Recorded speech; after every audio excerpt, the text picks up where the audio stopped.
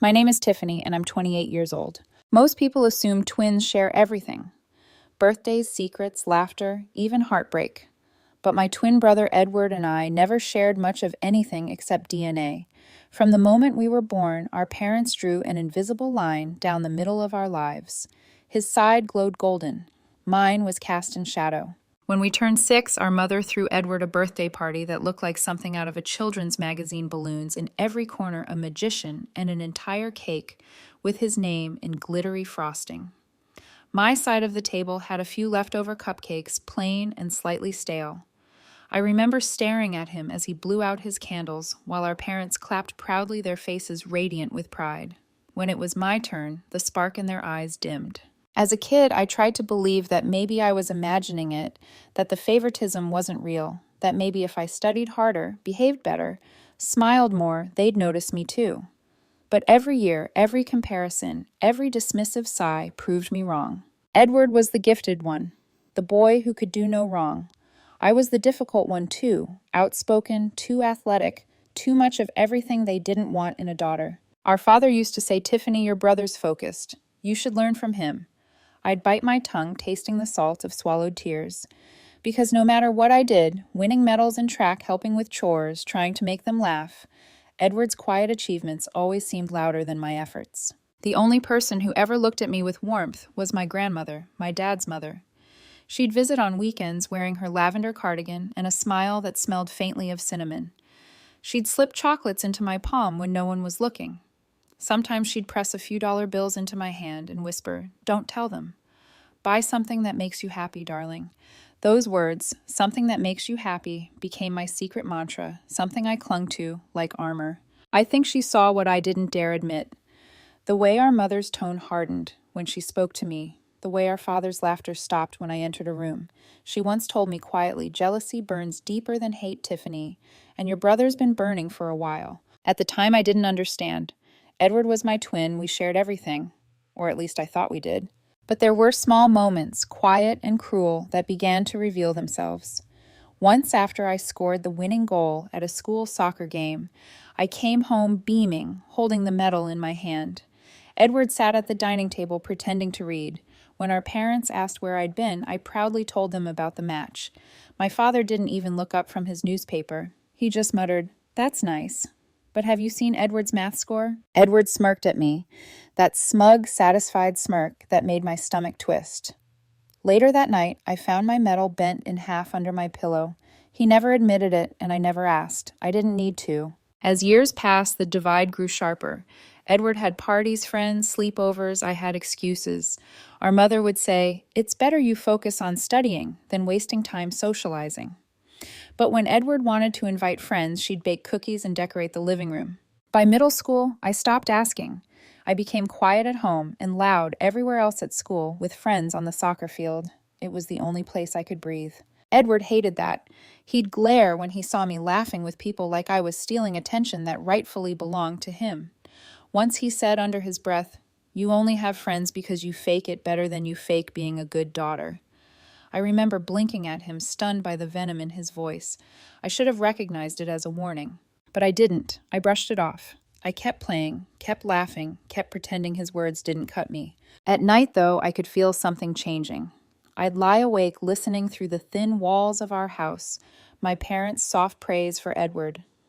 Their disappointment in me spoken like a daily prayer.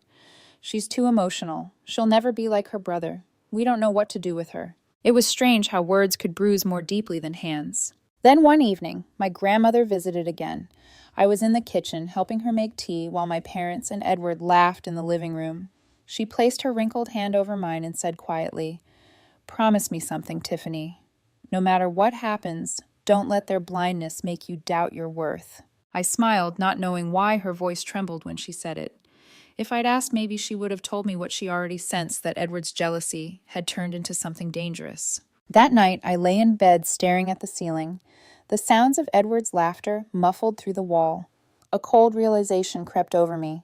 He didn't just want to be loved more than me. He wanted to make sure I was unloved at all. And soon, he'd find a way to make that happen. Everything fell apart the year I turned 14. It began like most disasters with something small, a phone app. Snapchat. All my friends had it. We used it to send funny pictures inside jokes, silly filters. But when my parents found it on my phone, you would have thought I'd committed a crime. After everything we've told you about responsibility, you still disobey us, my father shouted. Pacing the room, my mother snatched the phone from my hands, her voice trembling not with concern but disgust. You've been sneaking around talking to boys, haven't you? I tried to explain. It's not like that. Everyone in my class uses it. Enough, my father roared. He swept my books from the desk, scattering them across the floor. My mother slammed the phone down on the dresser, cracking the screen. And then the door. The hinges screeched as they removed it from my room. No privacy, my father said flatly. You don't deserve it. Edward watched from the hallway, expressionless, arms folded. When I looked at him, hoping for the smallest hint of empathy, he smiled the faintest curve of triumph. That smile should have warned me. The days that followed blurred into a cycle of silence and control.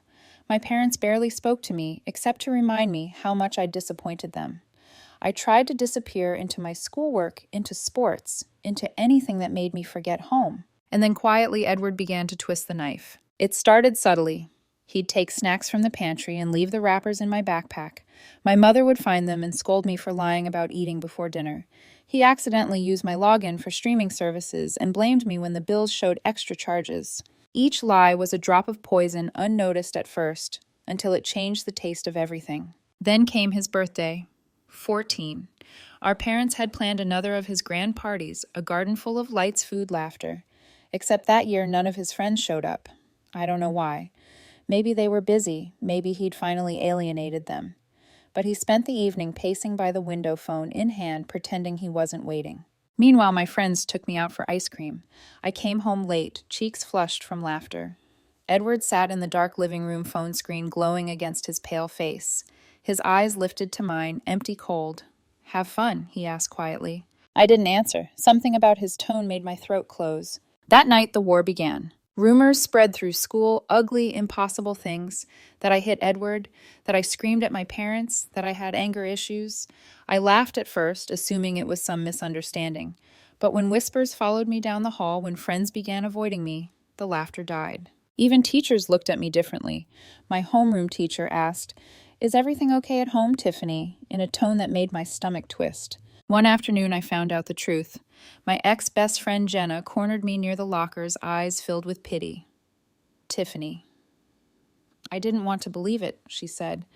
But Edward, he's been telling people things about you. He said you... Her voice broke. He said you hit him, that you leave bruises on him because you're jealous he's the favorite. My knees nearly gave out. That's not true. You know that's not true. She hesitated. He had a black eye last week. He said it was you. I stared at her numb. I hadn't touched him. I hadn't even spoken to him all week.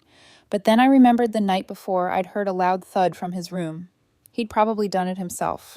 The realization chilled me to the bone. At home, I confronted him.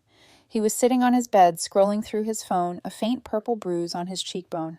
Why are you doing this to me? I whispered. He didn't look up. Doing what? You know what? Finally, he raised his eyes, calm, almost amused. Maybe people are just seeing you for who you really are. Edward, he leaned forward, voice low. Face it, Tiffany. They'll always believe me. You're the problem child, remember? The smirk that followed, I can still see it. The next week, I was summoned to the principal's office. When I walked in, my heart sank. My parents were already there, sitting beside Edward. My mother's eyes were red. My father's jaw was set. Edward looked composed. The principal folded his hands. Tiffany, there have been serious allegations made against you. I glanced at Edward, who lowered his head like a martyr. Sir, this is a misunderstanding. But then he started talking, smoothly, believably. She gets angry, sir. When I try to talk to her, she throws things. I've been scared for months. His voice cracked at the perfect moments. My mother sobbed. My father's hand rested protectively on Edward's shoulder. I tried to interrupt, but the words tangled in my throat. I didn't. I swear I didn't. The principal's tone was cold. Violence will not be tolerated. You're suspended for 10 days. Please, I whispered. I didn't do anything. Please, just... He shook his head. We have to set an example. I turned to my parents, desperate. Dad, please. Mom, tell them the truth. You know I'd never... But my mother couldn't even look at me. My father's voice was final. You're lucky it's only 10 days. I remember walking out of that room, the hallway spinning around me. The world had gone quiet except for Edward's whisper as we passed "told you." When we got home, my father began packing my clothes. I thought he was bluffing. He wasn't. "You'll stay with your grandmother," he said coldly, "until you learn respect." I dropped to my knees, clutching his leg, sobbing, "Please, Dad, don't do this. Please." He pried me off like I was something dirty. "You're not welcome here, Tiffany." Edward stood in the doorway watching, not smiling this time, just satisfied. When the door slammed behind me, the sound echoed through my chest like a gunshot. In that moment, something inside me cracked, something small and soft that believed family meant love. As my grandmother's car pulled away, headlights cutting through the rain, I looked back one last time. Edward's silhouette stood in the window, motionless. And I understood. He hadn't just lied to get attention, he had lied to erase me. The rain that night felt endless, a cold curtain of water blurring the world outside my grandmother's car windows. I sat in silence, my suitcase pressed against my knees, watching the house shrink behind us, until it was swallowed by the dark. That was the home I'd grown up in, the one filled with laughter that wasn't mine. And just like that, I was gone from it, thrown out like I never belonged there at all. My grandmother Eleanor drove quietly. Her hands were steady on the steering wheel, but her jaw was clenched. I could tell she was furious, not the kind of anger that burns loud, but the kind that smolders deep, restrained, and dangerous. When we reached her house, she turned off the engine and finally spoke. "Stay in the car, sweetheart." Her voice was calm, but her eyes, those stormy blue eyes, were fire. She stepped back out into the rain, walked up the driveway, and rang my parents' doorbell. I watched from the car, heart pounding, as my father opened the door. The light from the hallway spilled onto the porch, catching the glint of my grandmother's wet hair. Even from a distance, I could hear her. "What on earth have you done, Daniel?" Her voice carried like thunder. "You threw a 14-year-old girl into the street because your favorite son told you a story." I couldn't hear my father's reply, but I saw his hand gesture dismissively. Then my mother appeared behind him, arms crossed, face blank, as if none of this was unusual. My grandmother jabbed a finger toward them. "If you ever come near her again, I'll call Child Protective Services myself. And believe me, Daniel, you'll have a lot to explain when they ask why you left your daughter without a home." My mother tried to interrupt. "You don't know the full story." "Oh, I know enough," my grandmother snapped. "You've chosen your golden boy over your own daughter, but someday you'll realize what kind of monster you've raised." Then she turned and walked back toward the car, rain dripping down her coat face, pale but unbroken. She opened the door, looked at me, and said softly, "Let's go home, Tiffany." That word home hit me like a bruise and a hug at the same time. The first few nights at her house, I didn't speak much. I stayed curled up in bed crying until I couldn't breathe. My grandmother tried everything warm. Milk, soft music, late-night stories, but I was numb. I'd wake up to her knocking gently on the door, her voice kind. "Breakfast is ready, love. You don't have to eat much, just something." But I couldn't.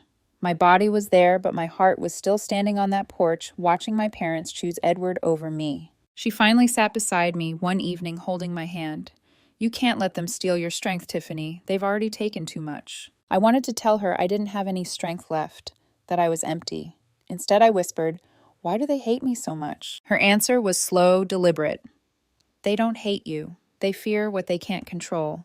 You've always had your own fire. They don't know how to love that." Those words didn't fix me, but they became a small light in a very dark room. When my suspension ended, returning to school felt like walking back into a nightmare. The moment I stepped through the hallway doors, the air changed. Conversations quieted. Eyes followed me. I could hear the whispers even when no one spoke. "That's her. Didn't she beat up her brother?" I heard the principal called the police. Every rumor was worse than the last. At lunch, I sat alone. My old friends avoided my table, eyes sliding away like I didn't exist. Even the teachers treated me differently, gentle, cautious, like I might break or explode. The isolation was suffocating. One afternoon after class, I passed Edward in the hallway. He was surrounded by a small crowd, new friends who believed his story. When our eyes met, he tilted his head slightly and smiled, a polite, perfect smile for the audience.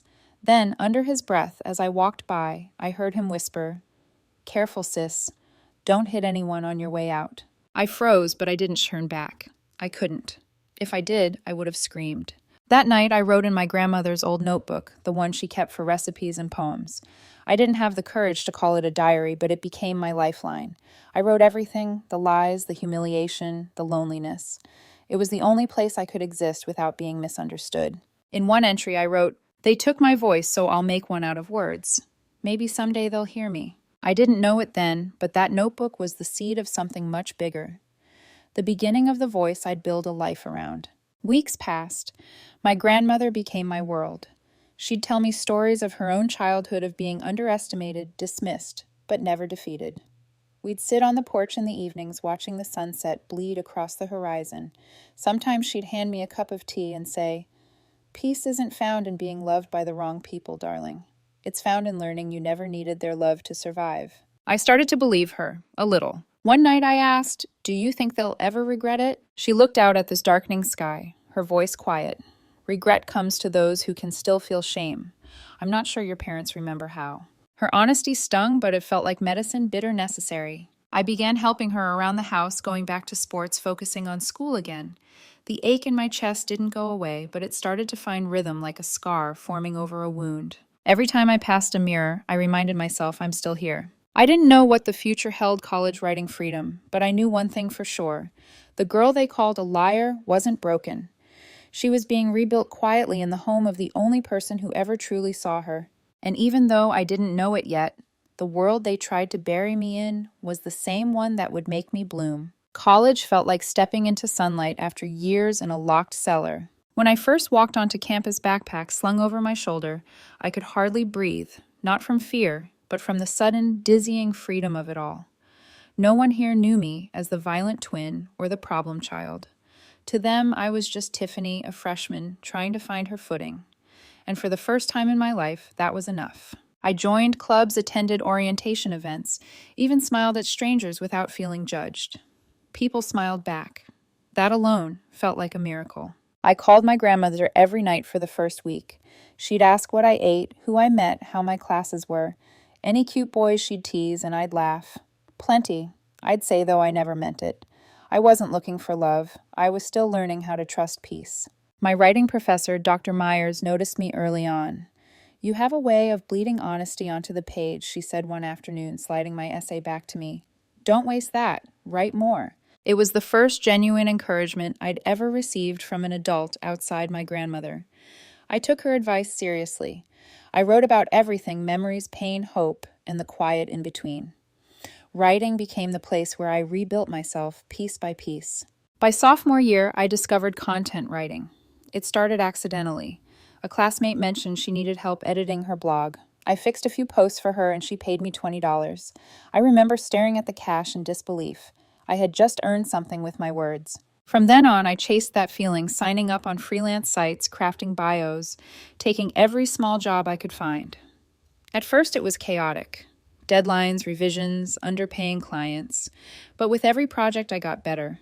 I learned tone, precision, empathy, the art of writing, not just what people wanted to read, but what they needed to feel. And slowly money began to flow, small at first, then steady. My grandmother, ever the worrier, called one night after seeing a post about digital nomads on Facebook. "You're not one of those people living out of backpacks, are you?" I laughed. "Not yet, Grandma. Maybe someday." "Don't forget to eat properly," she said. "And please, Tiffany, no tattoos.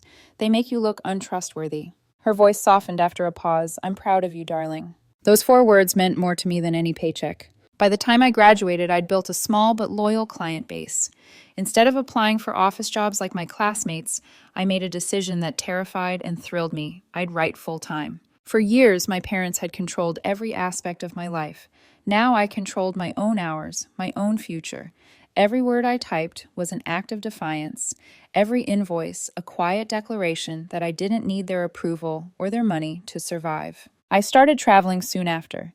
Vietnam, Italy, Portugal, sometimes alone, sometimes with friends I met along the way. Each new city became a piece of my healing. The rhythm of unfamiliar streets reminded me how big the world was and how small my pain could be if I let it. There were nights when loneliness crept in, though. I'd be sitting in a hotel room, the glow of my laptop lighting my face, when I'd suddenly remember the sound of my father's voice, the way my mother's eyes had turned cold the moment Edward's smirk ended everything. I'd close my eyes, breathe deeply, and whisper to myself, "You're not there anymore." In my 3rd year as a freelancer, a big client came along, a well-known brand that needed website content and product stories. It was the kind of project I'd once dreamed about, the kind people said only experienced agencies could get. But somehow they picked me. I worked for weeks, barely sleeping, cross-checking every sentence, making sure it was perfect. When the campaign went live, the client sent glowing feedback. I posted snippets of their reviews online, grateful and proud. The post went viral in writing circles. Other freelancers messaged me saying I'd inspired them. For once, my name was attached to something good. It felt unreal. That same week, my grandmother called again. "I saw your name on Facebook," she said excitedly. "Some business page posted your article." I smiled so wide it hurt. "You saw that." "Of course I did. Everyone in my book club's been talking about you. Even your aunt messaged to say she didn't realize you were so talented." I hesitated. My aunt. My parents' circle. So the whispers had begun. My grandmother must have sensed my worry because she added, "Don't think about them. You owe them nothing, Tiffany. Live your life." "I know," I said. But the truth was something in her tone, gentle but guarded, made me uneasy. Weeks later, I was invited to give a seminar at my old college. Dr. Myers had recommended me to the board. Standing on that stage in front of hundreds of students, I felt like I'd stepped into someone else's skin. I talked about building a freelance career, about failure, perseverance, and finding self-worth through work. I used to believe my value depended on who believed in me. I told them, but sometimes believing in yourself is the only thing that keeps you alive long enough for others to catch up. When I finished, the students applauded. Some even came up to shake my hand afterward. A few told me my story made them feel less alone. For the first time, my pain had purpose. Then came the local TV interview. A business program invited me to talk about the rise of digital freelancers. I was nervous, but my grandmother cheered me on. "Wear that blue blouse," she said over the phone. "It brings out your eyes. And smile, dear. Show them the woman I always knew you'd become." The segment aired 2 days later. I posted a short clip online, not thinking much of it. It spread fast. Friends congratulating me, clients reposting, strangers commenting. I was proud, yes. But beneath that pride, something shifted. Because I knew that clip would eventually reach people I hadn't heard from in years. My parents. The thought sent a chill down my spine. I brushed it off, told myself it didn't matter. But deep down, I felt it coming, the ripple before the storm. I just didn't realize how soon it would hit. It happened on an ordinary Tuesday afternoon, the kind of day when life feels calm enough to fool you into thinking the past really is behind you. I'd just finished a client meeting, logged off, and was cleaning my desk when I noticed my phone flashing. 6 missed calls. Same number, same name, Mom. For a moment, I couldn't move. It had been years since that name had appeared on my screen, years since I'd even heard her voice outside my memories. My first thought was that something terrible had happened. My grandmother, a relative. I picked up the phone with shaking hands and called back. She answered on the first ring. "Tiffany." Her tone was unnervingly cheerful. "Oh, darling, it's been too long." The word darling hit me like a slap. My mother hadn't called me that since I was 10. I forced my voice steady. "Is everything okay?" "Oh, yes, yes. We just saw you on television." Her voice brightened. "You were wonderful. Your father and I are so proud." A pause. I heard muffled conversation in the background, my father's deep voice saying something. Then my mother again. "He's right here. He wants to talk to you. He wants to." Then came the voice I'd long trained myself to forget. "Tiffany," my father said, as if we'd spoken just yesterday, "you've made quite a name for yourself." There was something about his tone that controlled warmth that felt rehearsed, like a salesman easing into a pitch. "Thanks," I said flatly. "I'm doing all right." He chuckled. "All right, you're doing great. Look at you all successful and independent. You've grown up well." I didn't respond. Silence stretched between us, a silence heavy with years of abandonment and unspoken apologies that would never come. Then casually, my mother broke it. "So how much are you earning these days?" The question hit harder than any insult. "Excuse me." "Oh, come on, don't be shy," she said with a laugh that wasn't quite a laugh. "We're family. You can tell us." I hesitated. "I'm doing fine financially." "Why?" Her tone shifted, suddenly fragile. "It's just that things haven't been easy for us. The house needs repairs. The roof's leaking, the kitchen's falling apart. And since we're both retired, well..." Then my father added smoothly, "We thought maybe you could help. A few thousand should cover the renovations. It's not much for someone as successful as you." There it was, the real reason for the call. I laughed before I could stop myself. "It wasn't cruel, just incredulous. You're asking me for money." My mother's voice sharpened. "You don't have to sound so shocked. We're your parents. Families help each other. Families also don't throw their children out on the street." Silence. Then my father sighed. That performative sigh I remembered from every argument. Tiffany. We were strict, yes, but we did what we thought was best for you. It's time to let go of the past. Let go of the past, as if my childhood were just an old box gathering dust in the attic. You ignored me for 14 years, I said quietly. Not a single birthday. Not a word when Grandma nearly died last winter. Now you want to talk because you saw me on TV. That's not fair, my mother began, but my father cut her off. Don't twist this, Tiffany. We're not asking for much. You have the means now. This is your chance to show maturity. Maturity, I repeated, almost laughing again. By paying for your mistakes. He bristled. Watch your tone. I did. Then I lowered it calm, even deliberate. I'll help you. That stunned them. My mother let out a relieved breath. Oh, sweetheart, thank you. You don't know how much. On one condition. Silence again. What condition, my father asked warily. You'll publicly admit the truth. In front of our family, our relatives, everyone. You'll tell them what Edward did, the lies he spread. The way you threw me out based on nothing but jealousy and favoritism. You'll tell them you were wrong. My mother gasped. That's ridiculous. It's justice, I said simply. My father's voice hardened. We're not airing private family matters in front of others. Then I'm not helping you. My mother's tone turned pleading. Tiffany, this isn't necessary. We can talk privately. We can start over. There's no starting over without truth, I cut in. You want my help? You earn it the way I had to earn my peace, through honesty. For a moment, no one spoke. Then my father's snapped voice, cold and sharp. You're still the same ungrateful child we raised. You've let success make you arrogant. I smiled bitterly. No, success didn't change me. You did. He exhaled hard into the phone. We'll talk later. No, I said, we won't. And I hung up. That night I sat staring at the wall, heart pounding. Part of me wanted to cry, to scream, to finally feel something other than that old ache. But all I felt was clarity. It wasn't about the money. It never had been.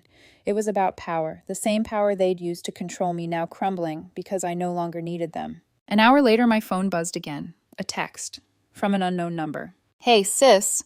Heard you talk to Mom and Dad. That ultimatum of yours. Hilarious. They'll never admit what happened. They don't have to. They'll always love me, not you. Move on already. You're almost 30 and still bitter. Pathetic. Edward. My thumb hovered over the screen. I typed, deleted, typed again. Then I locked my phone and threw it on the couch. For years, I'd tried to prove myself, to make them see me, believe me, love me.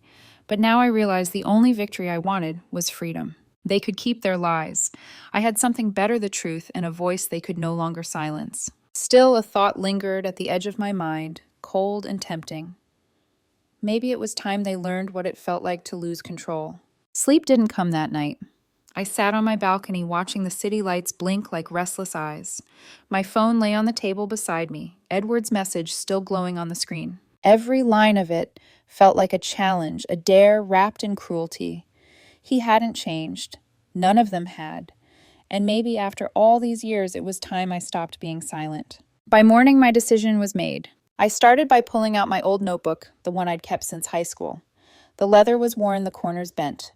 Inside were fragments of a younger me, tear-stained pages, angry scribbles, memories I once tried to bury. I flipped through the entries until I found the one that started it all. They took my voice, so I'll make one out of words. I smiled sadly. That girl had been terrified, but she'd survived. And now she was ready to speak. I opened my laptop and began to type. Before sending any message, I decided to reply to Edward. My fingers trembled, but my tone was measured, cold, deliberate. You're right, Edward. They'll never admit it willingly. That's why I won't ask them again. I'll show everyone what you did. I didn't expect a reply, but 10 minutes later one came. You think anyone cares after 15 years? You're obsessed. Let it go, Tiffany. You're still the same jealous little girl. For once, his words didn't sting. They just confirmed what I already knew. He hadn't outgrown the game. He just wasn't the one holding the board anymore. Over the next 2 days, I gathered everything. Screenshots. Old school reports, witness notes from the past, even a copy of the principal's suspension letter, and then the most important piece, the text Edward had sent admitting he'd lied years ago.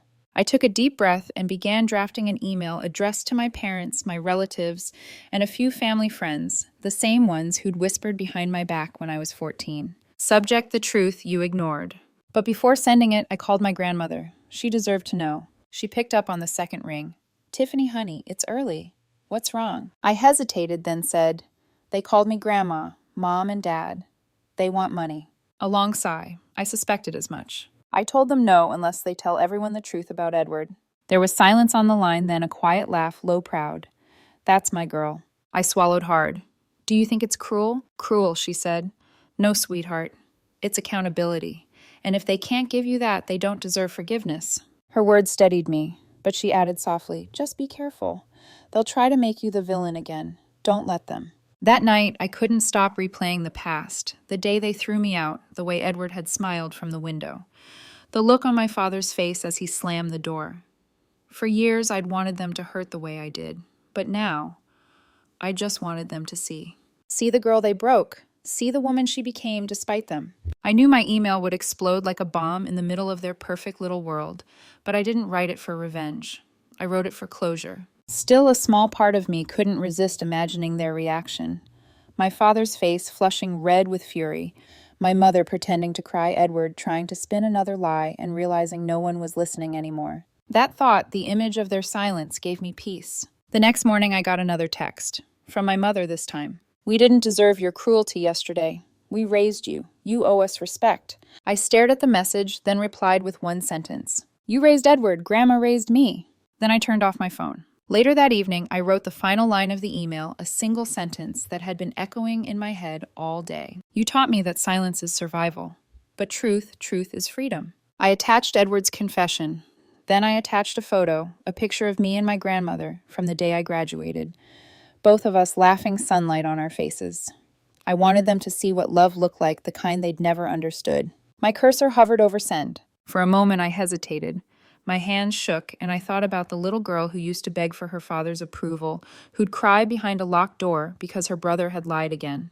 I wanted to tell her, it's okay, we're done begging now. Then I clicked send. The email left my inbox with a soft whoosh.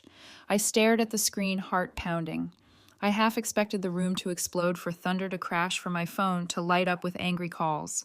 But nothing happened. Just silence. The kind of silence that didn't suffocate.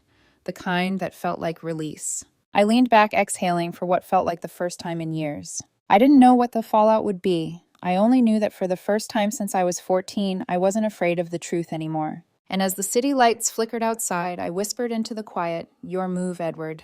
The next morning, I woke to 32 new notifications. Emails, missed calls, messages from numbers I didn't recognize. It had begun. For a few seconds, I just sat there, staring at my phone, heart thudding. Then curiosity won. I opened the inbox.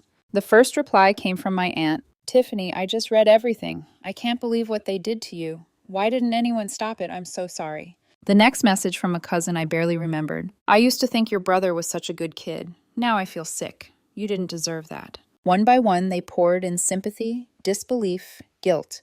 Every line was a small act of vindication, and yet each also carried a strange heaviness. Because all those years these people had been there. They'd seen my parents boast about Edward's achievements, seen me disappear from family gatherings, and none of them had asked why. Now they wanted to absolve themselves with words. By noon, the tone changed. My father's name appeared in bold at the top of my inbox. Subject enough. Tiffany, you had no right to humiliate this family. Take that email down before you destroy what's left of us. You're ungrateful and vindictive. We should never have trusted you to keep family matters private. I read it twice, calm, almost detached. Then another message popped up, this one from my mother. How could you do this to us? Do you know what people are saying? Edward hasn't left his room. You've ruined your brother's life. I laughed out loud. Ruined his life, I repeated to the empty room. It was astonishing their ability to center themselves even now. Then came the text. You think this is justice, you just made yourself look bitter. Everyone knows you're unstable. Edward. My chest tightened, but not from fear. It was something colder, clarity maybe. I typed back. Everyone also knows you lied. I sent them proof. Don't contact me again. Seconds later, 3 dots appeared, the sign that he was typing, and then disappeared again. The silence that followed was almost musical. The afternoon passed in a haze. My phone buzzed non-stop. Some relatives called to offer support. Others called to scold me. I didn't pick up either kind. At dusk, my grandmother arrived at my apartment unannounced, holding a grocery bag and her umbrella. Thought you'd forget to eat, she said simply. When I opened the door wider, she set the bag down and looked me straight in the eye. So, you finally told them. I nodded. It's done. She smiled. Proud, tired. A little sad. Good. Truth hurts, but it heals too. Sometimes not the ones who caused the wound, but the one who carried it. We spent that evening in quiet comfort. She cooked her favorite soup, humming under her breath. I watched her hands move gentle, steady, the same hands that had held me together when I was a child. After dinner, she reached across the table and squeezed my hand. Don't let their noise drown out your peace, Tiffany. They'll fight, deny, accuse. Let them. You already won the moment you stopped hiding. Her words wrapped around me like a blanket. The next day, my lawyer called. He was a friend of a friend, someone my grandmother had put me in touch with when things first got ugly years ago. I read the messages you forwarded, he said. You're right to be cautious. Their language is getting hostile. We'll send a cease and desist. By that evening, the letter was out. Short professional final. Any further contact with my client will be considered harassment and pursued legally. After that, the phone finally stopped buzzing. No more calls, no more threats, just quiet. For the first time in years, I felt a strange kind of stillness. Not joy exactly, just the absence of fear. A week later, I got one last message. It wasn't from them. It was from my old principal, the same man who had once suspended me. Tiffany, I saw your story online. I'm sorry. I believed the wrong child. I hope you can forgive an old fool. I didn't know whether to cry or laugh. Instead, I whispered into the empty room I already did. That night, as rain tapped gently against the window, I sat with my grandmother on the porch sipping tea. The air smelled of wet earth and jasmine. Do you think they'll ever apologize? I asked quietly. She shrugged. Maybe. But you don't need it anymore, do you? I thought for a moment, then shook my head. No, I just needed them to stop pretending they were the victims. She smiled. Then you got what you needed. I leaned back, letting the rain's rhythm fill the silence between us. For years, my story had belonged to them, rewritten, twisted, weaponized. Now it was finally mine. And as the night deepened, I realized something unexpected. Justice wasn't loud. It didn't explode or destroy. It whispered. It settled quietly in your chest and stayed there warm and certain. That was the sound I fell asleep to, the soft, steady heartbeat of peace I'd been chasing all my life. 2 months have passed since I sent that email, and the storm has finally died down. No more phone calls. No more guilt-laced messages. No more ghosts from a house that never felt like home. Now my mornings begin with the scent of my grandmother's garden basil, jasmine, and those stubborn little sunflowers that always seem to find the light no matter how often the rain beats them down. She says they remind her of me. I think she's right. I still work from her kitchen most days. Laptop open beside a half-finished cup of tea, the sunlight pooling across the table. Clients' call deadlines come and go, and sometimes I even smile without realizing it. It feels strange to live without constant fear of the next wound. One afternoon, while watering her roses, my grandmother said something that stuck with me. Forgiveness isn't something you give them, Tiffany. It's something you give yourself when you decide their noise isn't worth your peace. I asked her if she'd ever forgiven my father. She paused, pruning shears in hand. I forgave him for being weak, she said softly. But weakness isn't an excuse for cruelty. Her answer wasn't bitter, just honest. The kind of honesty that doesn't need to shout. Lately, I've been thinking a lot about the word family. What it means, what it doesn't. For most of my life, it was a wound, something that bled every time I touched it. But now it feels different, softer. I realize family doesn't always share your blood. Sometimes it shares your silence, your laughter, your will to start again. My grandmother is proof of that. Last week, we took a trip to the countryside, just the two of us. She packed sandwiches, I brought my camera. We sat by a lake, watching the water shimmer beneath the afternoon sun. For a while, we didn't talk. We didn't need to. There was peace in the quiet, the kind I used to think only existed in stories. She's been gardening more these days. I help her plant lavender and wild mint along the fence. Every time I dig into the soil, it feels like I'm burying a little more of the pain I carried for years. Not to forget it, just to let it rest. One evening, as I was helping her organize some old photo albums, a small envelope slipped out from between the pages. It was yellowed with age, sealed, but never sent. My name was written on the front in her handwriting. Grandma, I asked, holding it up, "What's this?" Her eyes softened when she saw it. "Oh," she said quietly. "I wrote that years ago, the night they threw you out. Can I read it?" She nodded. Inside was a single page, creased and fragile. Her words were written in blue ink, slightly smudged at the corners. My dear Tiffany, I don't know what will happen to you after tonight, but I want you to remember this. You are not what they say you are. You are light. You are strength. And one day you'll tell your story and the world will listen. They'll have to. When that day comes, don't write it in anger. Write it in truth, because truth will outlive all their lies. With love always, Grandma. By the time I finished reading, my vision blurred with tears. I folded the letter carefully and held it against my chest. She smiled at me through watery eyes. You see, I knew you'd become a writer long before you did. I laughed softly, the sound breaking through the lump in my throat. You always believed in me more than anyone else. That's because I saw you before they tried to erase you. The next morning, I sat down at my desk and began writing, not an email, not a post, but a story. My story. Not just about betrayal or survival, but about healing. About finding peace after fire. I didn't write to prove anything. I wrote because I finally could. Because after years of silence, I had my voice back. Sometimes I still wonder what became of my parents and Edward. I've heard bits and pieces, whispers from relatives, updates I never asked for. Apparently, Edward moved out after the fallout. My father's health isn't great. My mother, ever the peacekeeper, has been trying to pretend everything's fine. Do I pity them? Maybe a little. But pity isn't love. It's just distance dressed in empathy. I don't wish them harm. I just hope they finally understand what their choices cost them. Not money, not reputation, but a daughter who could have loved them deeply if they'd only let her. Tonight, as I sit on the porch with my grandmother, the air warm and sweet, I feel something I haven't felt in years: closure. Not the dramatic kind, not the tearful confrontation kind. Just quiet acceptance. The sky above us glows a soft violet. Fireflies blink in the grass. My grandmother hums an old tune under her breath. I think about that letter again. Write it in truth. She was right.